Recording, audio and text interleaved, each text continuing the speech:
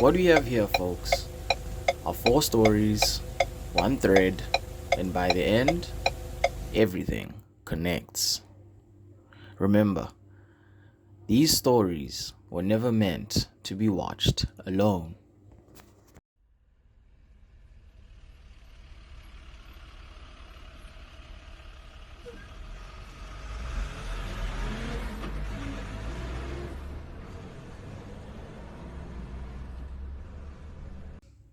My name is Sipo. For 10 years, I drove a long haul truck across South Africa. The roads between Johannesburg and Durban become a different world at night. Empty, dark, and sometimes you're not as alone as you think. This is the story that still haunts me.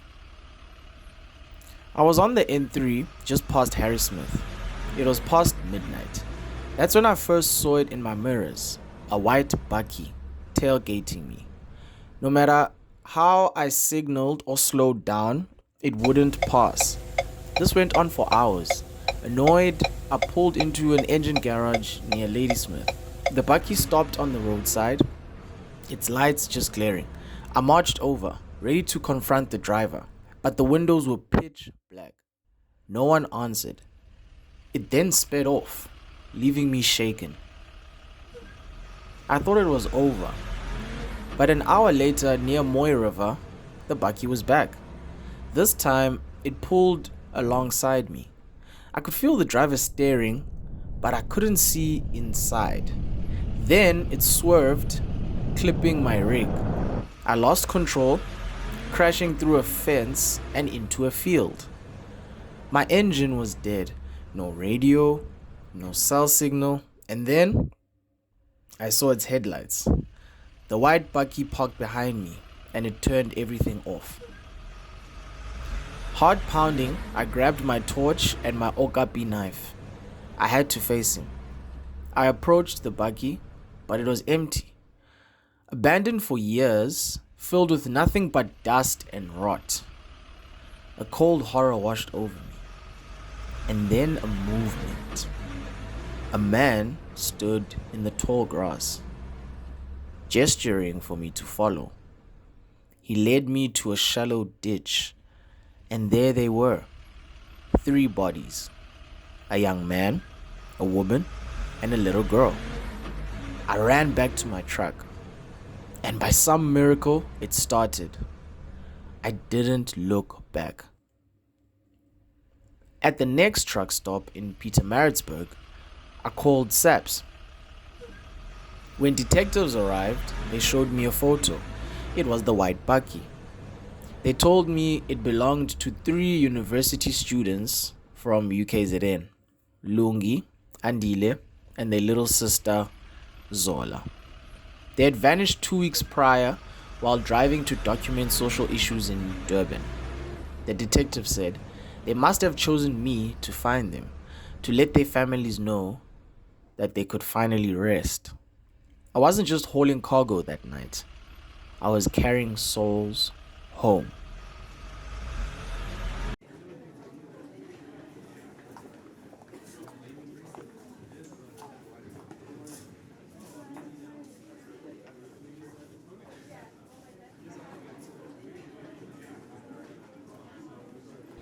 Students avoid room 317 after dark.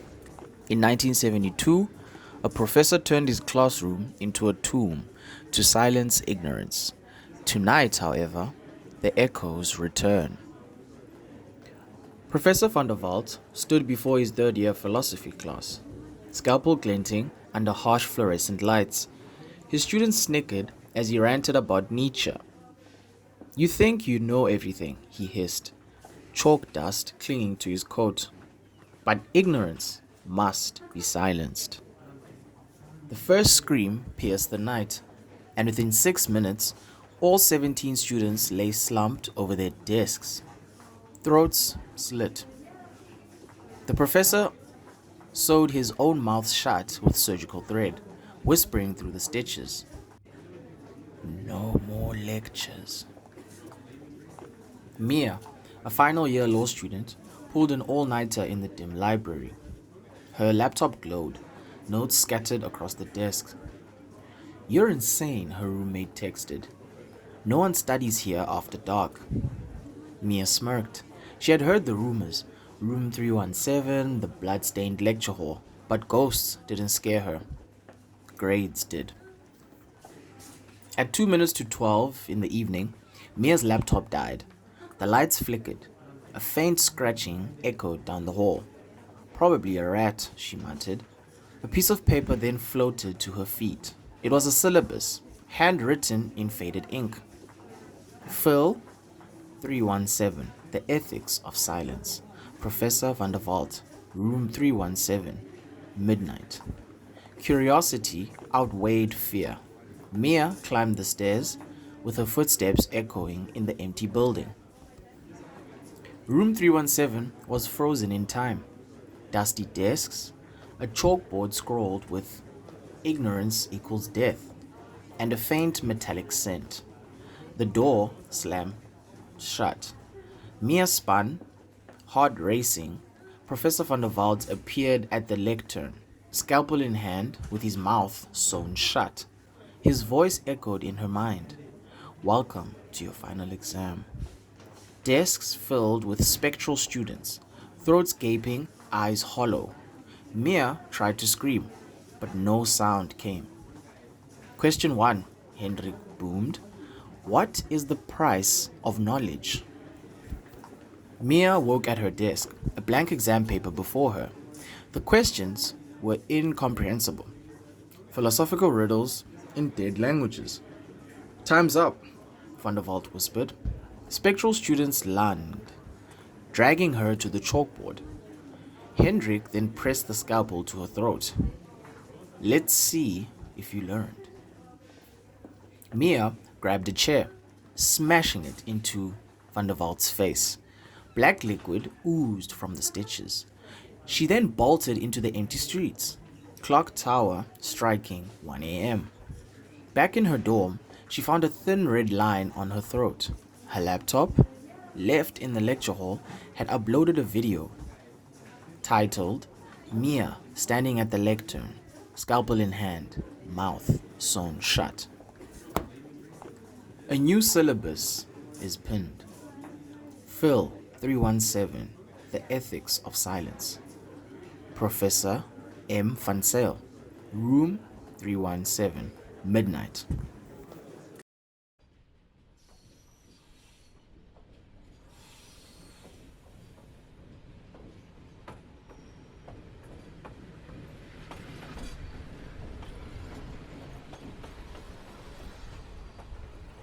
In 1985, a commuter train vanished here.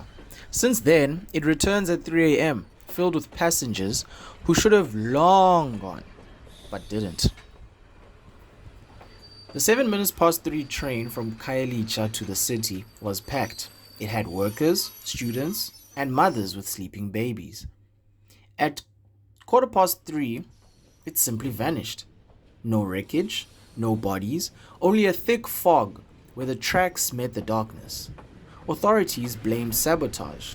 Locals whispered of something far worse. Utandi, a freelance journalist, stood on Spine Road recording her podcast.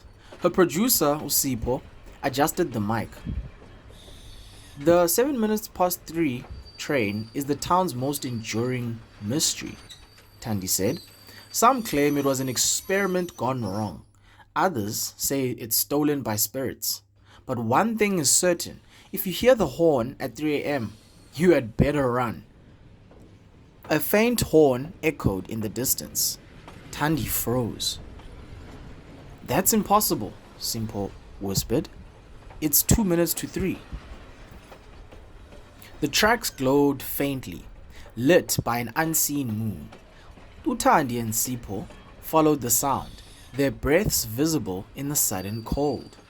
Khayelitsha station was abandoned, platform cracked and overgrown. A train waited, windows fogged, engine idling with a low, mournful hum. "This isn't real," Sipo muttered, but the doors hissed open. Inside, the train was frozen with the date of 1985. A man in a brown suit read a newspaper dated March 15th, 1985. A child clutched a toy train. Something was wrong. Their skin was grey, their eyes were hollow, and their bodies were melting into seats. Then appears a conductor who says, "Welcome aboard," with his face half rotted, with a ticket puncher in hand. He then asks, "One way or round trip?" Utandi then found a diary on an empty seat after she got in, with the last entry reading, "They lied.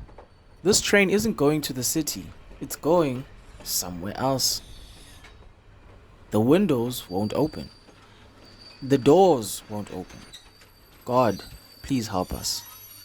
The train lurched forward. Outside, the landscape shifted. Endless tracks and skeletal trees were clawing at the windows. "We need to get off," Tandi urged, pulling Sipho toward the door. The passengers turned, with their voices merging into a deafening wail. "You can't leave." Tandi smashed a window with her recorder. Cold air rushed in as she and Sipho jumped, rolling onto the tracks. The train vanished into the fog, horn fading. Morning revealed Spine Road littered with fresh graves, names from the diary etched in the soil. Tandi's voice is now shaky, distorted. It says, "If you're listening, don't take the 3 train. It's not a train. It's a..."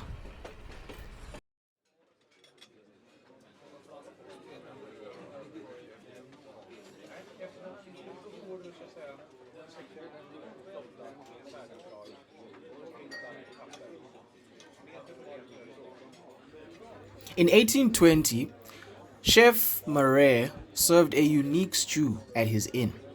Guests praised the flavor until a diner found something in her bowl that should have never been there. Henry Marais stood in his inn's kitchen, sharpening his cleaver. The settlers had brought fine wines and culinary traditions, but drought had left them desperate.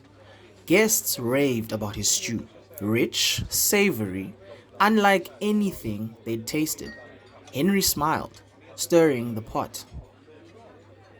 "The secret," he whispered to his wife, "is in the seasoning." Then a diner found her husband's ring in her bowl.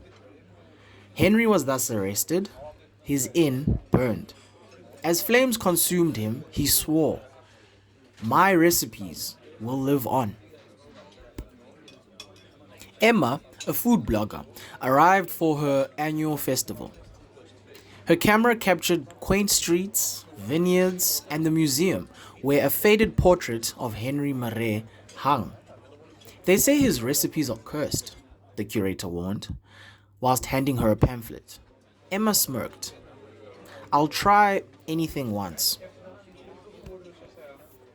That evening, a pop-up appeared on Huguenot Road, its sign reading, "A taste of history." The aroma of stew drew in a crowd.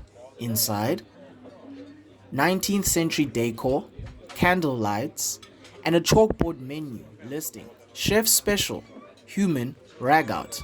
"It's probably a gimmick," Emma said. The chef then emerged, face obscured by a blood-stained apron. "Welcome," he growled. "Tonight's special is you." Emma's first bite was divine, tender, flavorful, unlike anything she'd tasted. But the other diner's eyes were glazed, skin pale, movements mechanical. The chef then leaned over her table with a cleaver in hand. "Do you know what the secret to a perfect stew?" he asked. "Fresh ingredients." Emma then spat out a silver of a bone. Emma fled to the kitchen. A cauldron bubbled with chunks of meat. A ledger lay open, pages filled with names. Diners who had vanished over centuries. The chef then cornered her, his face melting into Henry Marais. "You'd make a fine addition," he said, raising the cleaver. Emma hurled a pot of boiling broth. The chef screamed as his flesh dissolved. The restaurant then collapsed into ash. Emma woke in the museum.